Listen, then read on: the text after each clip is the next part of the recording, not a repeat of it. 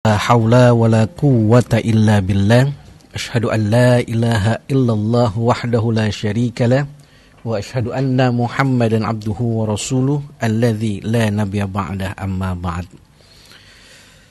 Rekan dakta yang dimuliakan Allah Subhanahu wa taala, segala puji dan syukur marilah kita panjatkan kepada Allah Subhanahu wa taala yang Maha Ghafur, yang tentunya berkat ridho dan inayahnya lah kita bisa kembali bersama-sama untuk mengkaji, menelaah apa-apa yang ada di dalam ajaran Islam, dalam ajaran agama kita, dalam sebuah program yang merupakan salah satu dari sesi program di Radio Dakta, yaitu adalah program Mutiara Hikmah, yang mudah-mudahan ketika kita mendengarkan program ini, insya Allah kita akan mendapatkan manfaatnya dan mudah-mudahan pula akan disertai dengan maslahat untuk bisa kita amalkan dalam kehidupan kita keseharian. Salawat dan salam tentunya semoga senantiasa tercurah kepada Nabi Muhammad SAW, suri teladan sekalian ummah, pembawa risalah yang hak yaitu ad-dinul Islam, yang insya Allah kita akan yakini kebenaran Islam hingga akhir hayat kita nanti. Rekan dakta yang dimuliakan Allah Subhanahu wa taala, kembali kita bisa menjalankan program Mutiara Hikmah ini, dan sebelum kami menyampaikan materi, kami memberikan pengingat kepada kita sekalian bahwa rekan dakta pun bisa berpartisipasi di line WhatsApp di nomor 0815 11 107 107 untuk berpartisipasi dalam bentuk memberikan pertanyaan atau merespon dari apa-apa yang telah disampaikan. Bersama kami Ahmad Fadilah Sulaiman, insya Allah pada sore hari ini kita akan mencoba untuk menelaah kajian terkait dengan salah satu buah karya dalam bentuk buku atau kitab, yakni yang berjudul yaitu Al-Hayatu Al-Akhlaqiyah Lil Muslim, Etika Hidup Seorang Muslim, yang ditulis oleh Ustaz Kiai Haji Aceng Zakaria Allahyarham, yang di dalamnya terdapat sekian banyak petunjuk bagi kita terkait dengan berbagai macam etika bagi kita yang diatur di dalam Islam.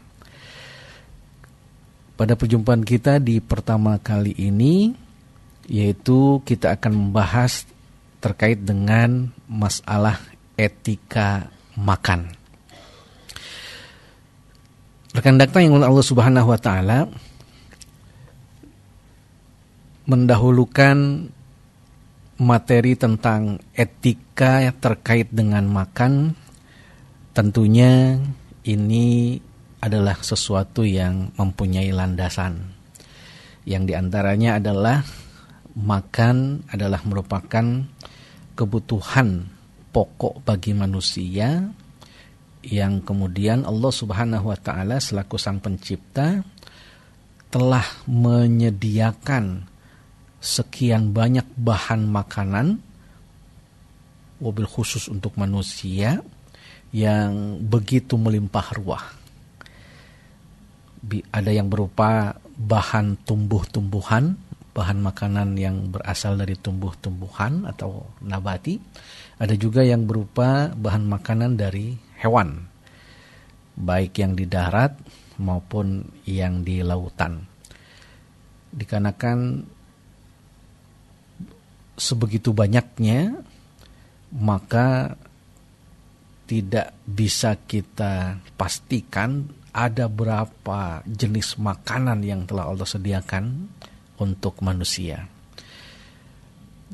Akan tetapi Allah Subhanahu wa taala dan Rasulullah SAW tentunya memberikan semacam guidance bagi kita, petunjuk bagi kita terkait dengan harus bagaimana kita dalam hal makan. Yang itu nanti kita bisa pelajari lewat etika tentang makan.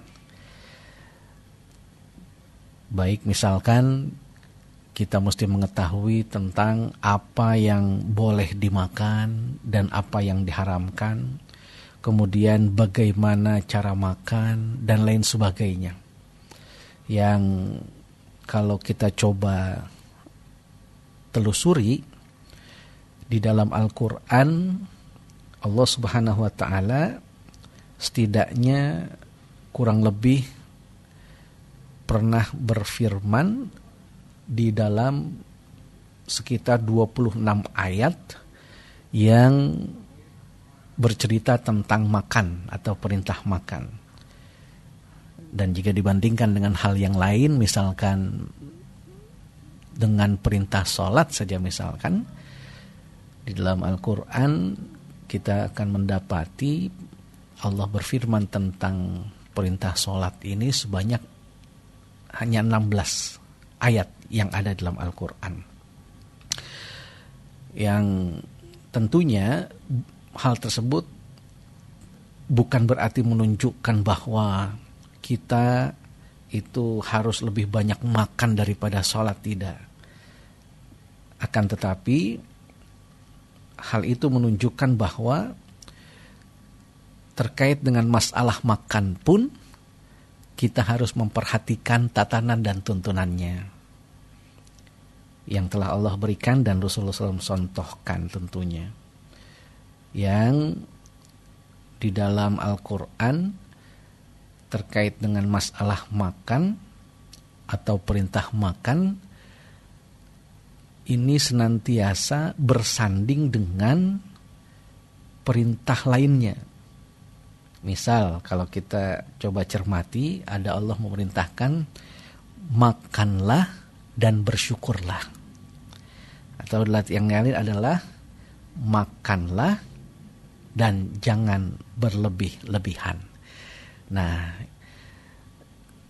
itu adalah isyarat-isyarat dari Allah ya tentang masalah makan yang tentunya mengandung sekian banyak ibroh atau pelajaran bagi kita, yang pada kesempatan di Mutiara Hikmah kali ini kita akan coba untuk mengetahuinya.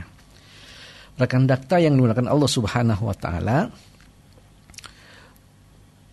mengawali kajian kita terkait dengan masalah etika makan, kita akan coba terlebih dahulu mengetahui bahwa makanan itu adalah merupakan anugerah dari Allah Subhanahu wa Ta'ala, pemberian dari Allah Subhanahu wa Ta'ala, nikmat dari Allah Subhanahu wa Ta'ala, yang tentunya sudah menjadi sesuatu hal yang mutlak bahwa setiap yang mendapatkan anugerah, pemberian, nikmat dari Allah Subhanahu wa Ta'ala, maka yang harus dilakukan olehnya adalah bersyukur kepada Allah Subhanahu wa Ta'ala. Sebagaimana yang Allah isyaratkan dalam firman-Nya dalam surah Al-Baqarah ayat 172 misalkan, Allah menyatakan, A'udzubillahi minasyaitonirrajim. Ya ayyuhalladzina amanu kulu min thayyibati ma razaqnakum washkuru lillahi in kuntum iyyahu ta'budun. Wahai orang-orang yang beriman, kulu, makanlah oleh kalian, min thayyibati ma razaqnakum, dari apa-apa yang baik-baik yang telah Allah rizkikan kepada kalian. Dan selanjutnya tidak hanya diperintah kita untuk makan, tapi Allah pun melengkapinya dengan perintah yang lainnya, yaitu washkuru lillahi in kuntum iyyahu ta'budun.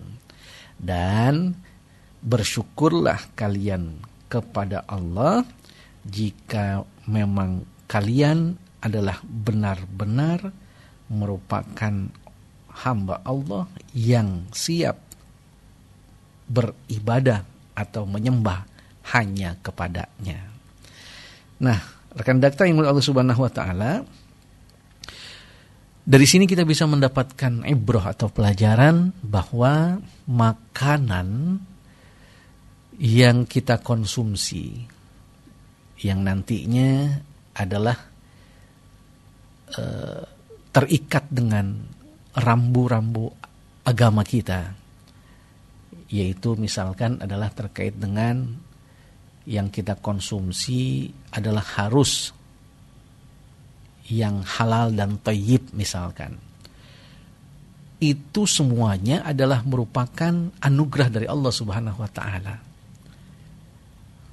yang Allah berikan kepada manusia, dan bagi orang yang beriman hal tersebut adalah sesuatu yang selayaknya bisa untuk mengantarkan dirinya menjadi sosok yang pandai bersyukur kepada Allah Subhanahu wa taala.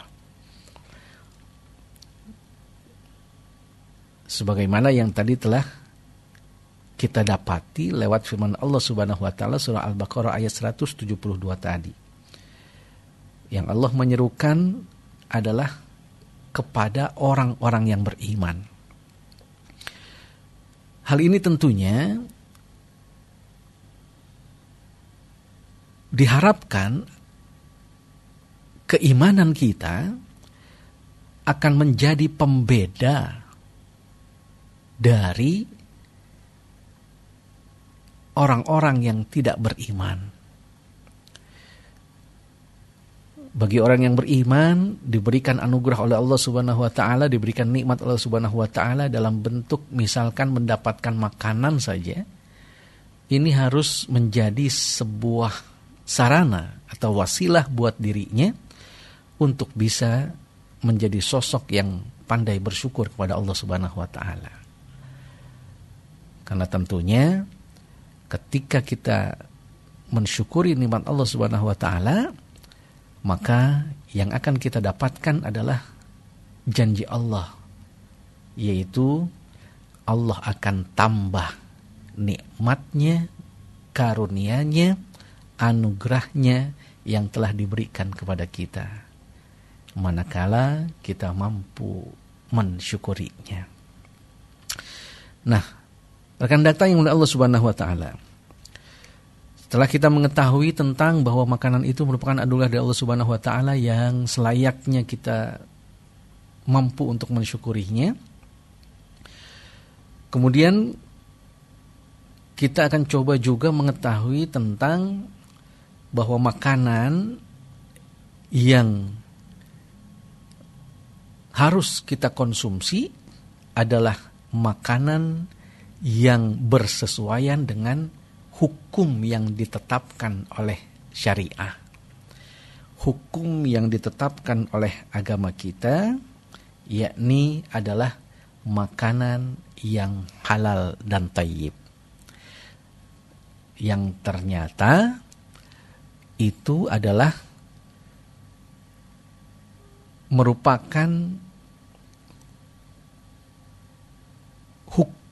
salah satu hukum bagi makanan-makanan yang bisa kita konsumsi. Dikarenakan ada makanan yang hukumnya adalah sebaliknya. Kebalikan dari halal adalah haram. Dan tentang makanan yang haram, Allah Subhanahu wa taala telah memberikan informasinya kepada kita tentang apa saja makanan yang diharamkan oleh Allah Subhanahu wa taala. Ini bisa kita dapati lewat firman Allah Subhanahu wa taala yang termaktub dalam Al-Qur'an surah Al-Baqarah ayat 173, di mana Allah menyatakan, A'udzubillahi minasyaitonirrajim, innama harrama alaikumul maitata waddama walahmal khinzir wa ma uhilla bihi li ghairillah famanitturra ghairu bagin wala adin fala ithma alaih innallaha ghafurur rahim. Allah menyatakan sesungguhnya Allah hanya mengharamkan bagimu yang pertama disebut adalah bangkai. Satu, bangkai yang diharamkan oleh Allah Subhanahu wa taala bagi kita. Kemudian yang kedua adalah darah. Yang ketiga adalah daging babi. Dan yang keempat adalah sembelihan yang tidak menyebut asma Allah Subhanahu wa taala. Barang siapa yang dalam keadaan terpaksa dia memakan yang diharamkan itu, sedang ia tidak menginginkannya dan tidak pula melampaui batas, fala isma alaih, maka tidak ada dosa atasnya. Sesungguhnya Allah Maha Pengampun lagi Maha Penyayang. Nah, dari ayat ini setidaknya kita bisa mendapatkan beberapa poin pelajaran. Yang pertama adalah ada 4 jenis makanan yang Allah Subhanahu wa taala haramkan untuk kita memakannya. Yaitu yang pertama adalah bangkai.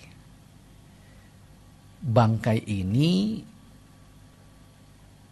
adalah jenis makanan yang haram, akan tetapi dalam sebuah riwayat ada yang dikecualikan, yaitu adalah bangkai binatang laut dan bangkai belalang.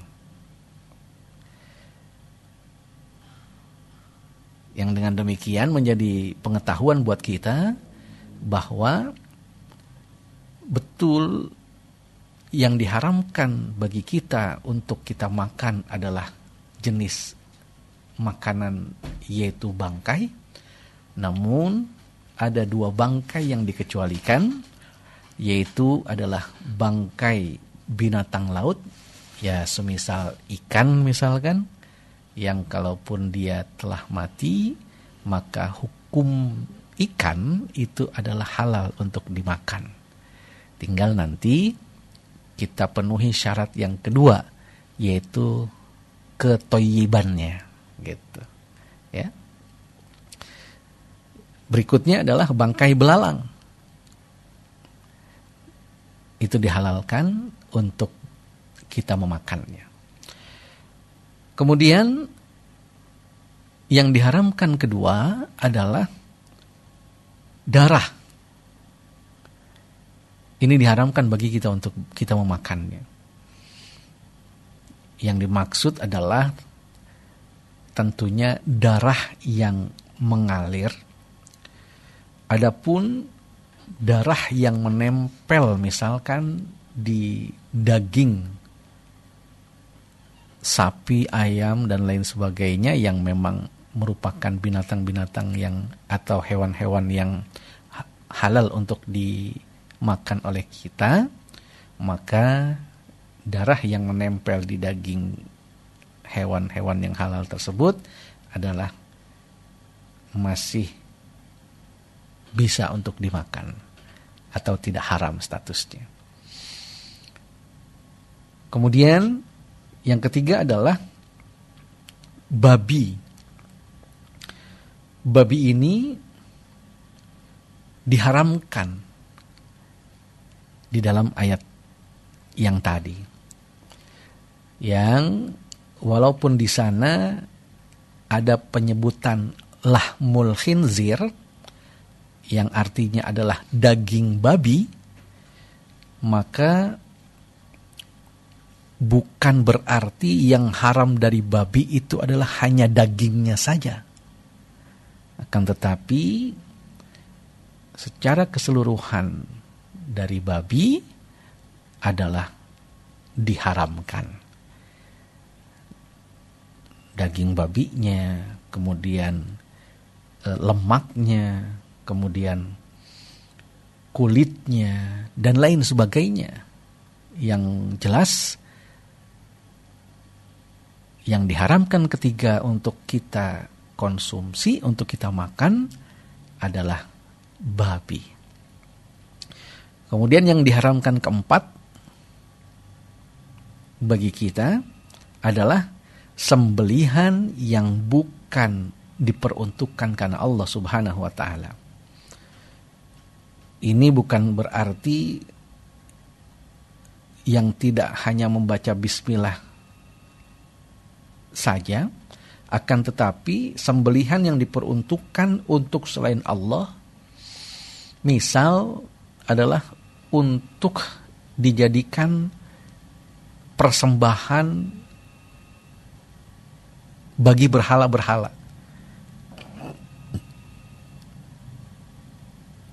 Mungkin yang masuk ke dalam kategori kita biasa menyebutnya adalah sebagai sesajen atau dalam ucapan-ucapan atau ungkapan-ungkapan yang lain yang hal tersebut tentunya bukan karena Allah Subhanahu wa ta'ala, dikarenakan bertujuan atau ditujukan bukan untuk Allah Subhanahu wa ta'ala. Nah,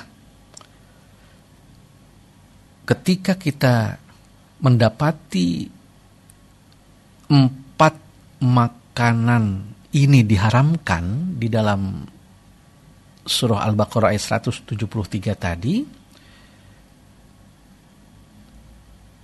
kemudian Allah Subhanahu wa taala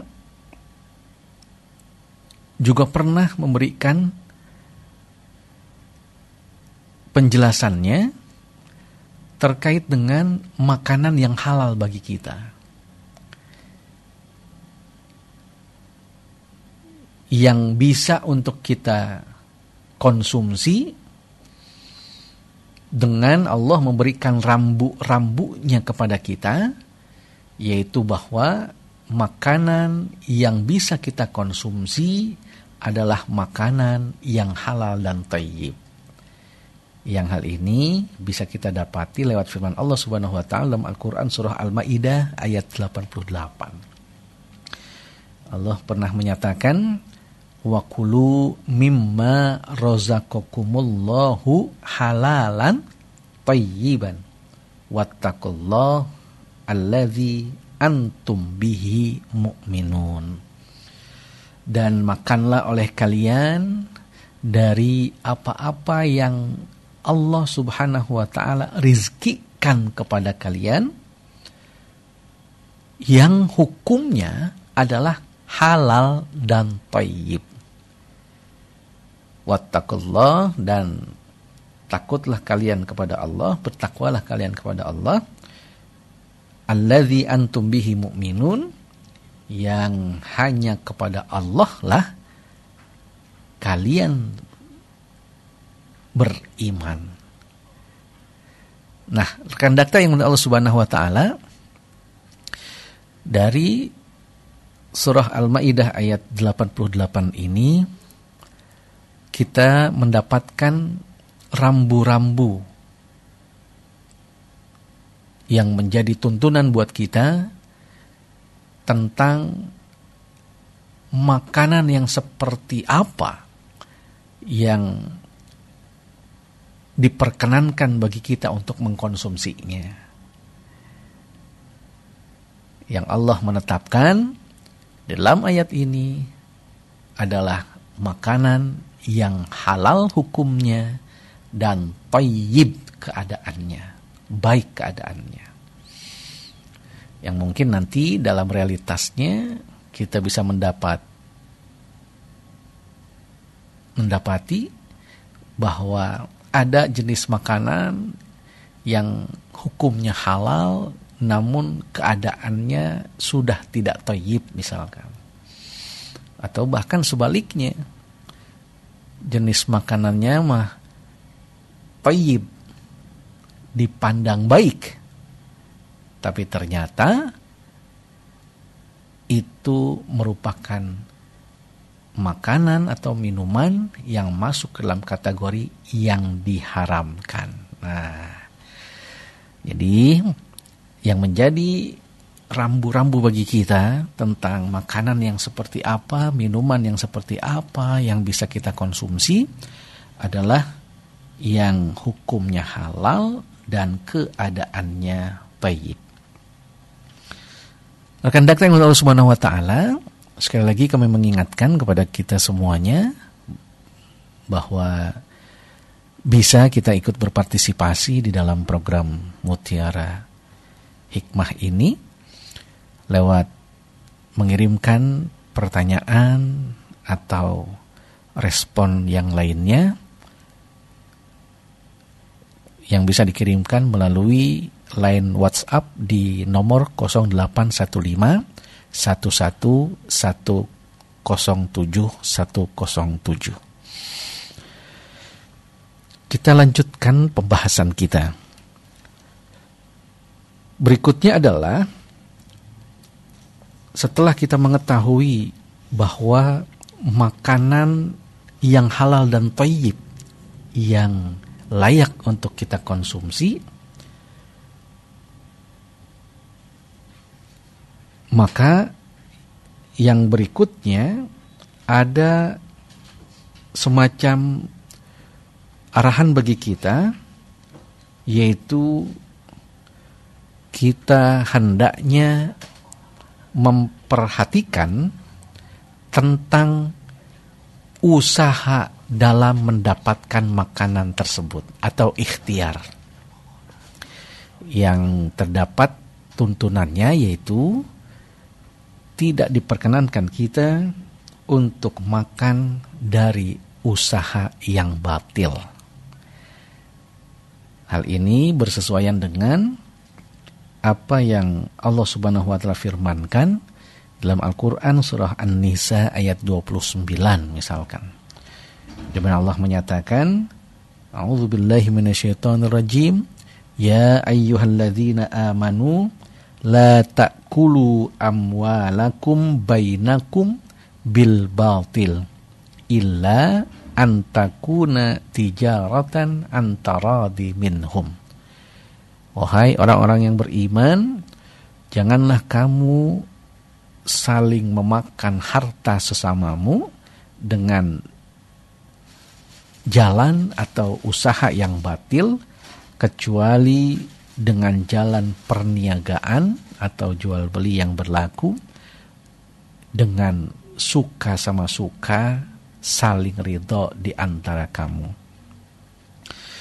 Ini merupakan petunjuk bagi kita tentang mendapatkan atau usaha ikhtiar untuk mendapatkan apa yang nantinya akan kita konsumsi, yaitu jangan sampai kita mendapatkannya dengan cara yang batil. Yang tentunya ini ibrohnya agar kita terhindar dari mengkonsumsi sesuatu yang didapat dari cara yang batil, yang dikhawatirkan justru akan membuat kita mendapatkan kebatilan-kebatilan yang lainnya. Yang ini menunjukkan kepada kita bahwa luar biasa Islam memberikan semacam tuntunan bagi siapapun yang memeluk agama Islam, yang beriman kepada Allah dan beriman kepada Rasulullah SAW, sampai sedemikiannya memberikan petunjuk hidup terkait dengan apa yang nantinya akan dimakan oleh kita. Nah, rekan dakta yang menurut Allah Subhanahu wa taala, setelah itu kita pun diajarkan di dalam agama kita agar jangan sampai kita menetapkan sesuatu hukum terhadap makanan, yaitu mengharamkan makanan yang sebenarnya Allah Subhanahu wa taala menghalalkannya. Karena Allah Subhanahu wa taala pernah memberikan petunjuknya dalam Al-Qur'an surah Al-Maidah ayat 87, yaitu ya ayyuhalladzina amanu la tuharrimu thayyibati ma ahallallahu lakum wa la ta'tadu innallaha la yuhibbul mu'tadin. Wahai orang-orang yang beriman, jangan kalian mengharamkan apa-apa yang baik yang telah Allah halalkan untuk kalian. Jangan kalian juga melampaui batas, karena sesungguhnya Allah tidak menyukai orang-orang yang melampaui batas. Dalam ayat lainnya juga Allah pernah menyatakan, Qul man harrama zinatallahi allati akhraja li'ibadihi wat tayyibati minar rizqi qul hiya lilladzina amanu fil hayatid dunya khalisatan yaumal qiyamati kadzalika nufassilul ayati liqaumin ya'lamun. Dalam surah Al-A'raf ayat 32. Allah menyatakan yang senada dengan ayat sebelumnya, yaitu katakanlah, siapa yang mengharamkan perhiasan dari Allah yang telah dikeluarkannya untuk hamba-hambanya, dan siapa pulakah yang mengharamkan rizki yang baik, katakanlah semuanya itu disediakan bagi orang-orang yang beriman dalam kehidupan dunia, khusus untuk mereka saja di hari kiamat. Demikianlah kami menjelaskan ayat-ayat itu bagi orang-orang yang mengetahui. Kedua ayat ini memberikan petunjuk kepada kita adalah sesuatu hal yang sama, yakni jangan sampai kita mengharamkan apa-apa yang telah Allah halalkan, sehingga ini menjadi isyarat bagi kita bahwa mengharamkan sesuatu yang Allah halalkan adalah sikap yang terlarang bagi kita, yang tentunya pihak yang berhak untuk menetapkan ini halal atau haram adalah hanya Allah Subhanahu wa taala yang telah jelas di dalam firman-firman-Nya, yang demikian pula Rasulullah SAW pernah memberikan pernyataannya dalam sebuah hadis, innal halala bayyinun wal harama bayyinun wa bainahuma mutasyabihatun faman ittaqas syubuhati faqad istabra'a lidinihi wa irdihi, kata Rasulullah. Sesungguhnya yang halal adalah telah jelas kehalalannya, yang haram telah jelas pula keharamannya. Namun Rasulullah mengisyaratkan ada sesuatu yang berada di antara keduanya, berada di antara halal atau haram. Yang ini membuat sesuatu tersebut adalah di wilayah yang abu-abu, wilayah yang samar, yang di dalam hadis ini diberi sebutan dengan istilah sesuatu yang syubhat. Dan Rasulullah SAW kemudian mewanti-wanti kita, barang siapa yang berhati-hati menjaga diri dari sesuatu yang syubhat, maka dia telah menjaga agamanya dan juga telah menjaga kehormatan dirinya. Rasulullah SAW memberikan pengingat tentang hal ini untuk menjadi perhatian bagi kita selaku umatnya, agar terhadap apa-apa yang kita konsumsi, bentuknya adalah makanan ataupun minuman, sedapat mungkin kita memperhatikan tentang apa dan bagaimana hukumnya makanan dan minuman tersebut. Apakah telah jelas kehalalannya, atau sebaliknya juga telah jelas keharamannya, atau masih samar-samar hukumnya. Yang oleh karenanya Rasulullah memberikan arahan kepada kita terhadap yang samar itu, sebaiknya kita berhati-hati meninggalkannya agar tidak masuk ke dalam kategori kita telah mengkonsumsi sesuatu hal yang dikhawatirkan haramnya. Nah, rekan dakta yang dimuliakan Allah Subhanahu wa taala,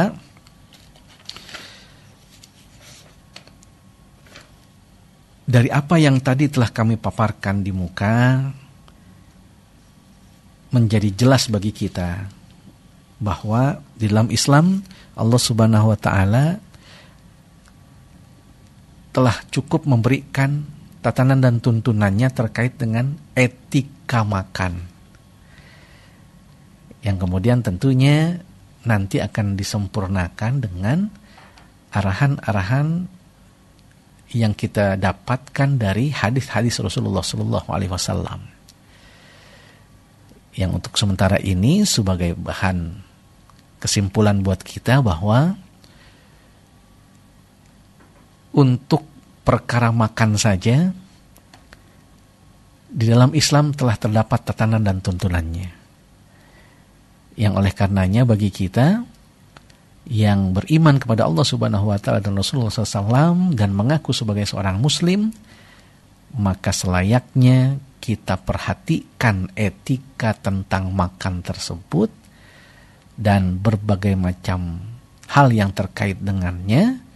Dan juga kemudian selain kita perhatikan, maka kita pun bisa untuk mengamalkannya dengan sebenar-benarnya dan sebaik-baiknya. Nah, ini barangkali yang menjadi pembahasan kita di Senin sore ini, yang mudah-mudahan ada guna dan manfaatnya. Yang kemudian sebelum ditutup, izinkan saya untuk memberikan pantun kepada kita semuanya. Dari kota ke Balaraja, naik vario, langsung pulang ke rumah. Manakala ada di antara kita yang sedang bermuram durja, maka silahkan segera nyalakan radio dan cari Radio Dakta, dengarkan program Mutiara Hikmah. Saya Ahmad Fadilah Sulaiman, insya Allah akan kembali mendampingi rekan Dakta sekalian di Mutiara Hikmah pada hari Senin sore yang akan datang. Akhirul kalam, Rabbana la tuzigh qulubana ba'da idh hadaytana wa hab lana min ladunka rahmah innaka antal wahhab. Allahumma arinal haqqa haqqan warzuqna ittiba'ah wa arinal batila batila warzuqna ijtinabah. Walhamdulillahirabbil alamin. Wassalamualaikum warahmatullahi wabarakatuh.